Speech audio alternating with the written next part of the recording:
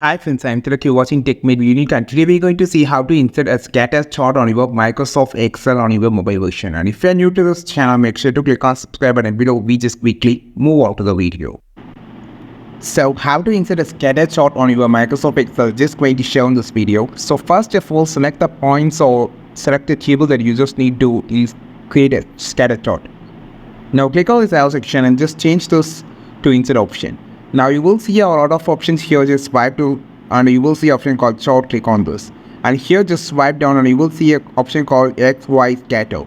Click on this and you can find a different type of scatter chart. You can see there is a different actually. So click on any chart that you can just need, and you can just resize it and you can just place wherever you just need it. If you want to change the layout of the section, you can just change look like this.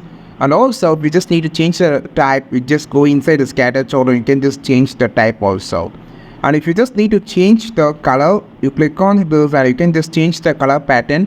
And also the layout can be also changed by like this or like this.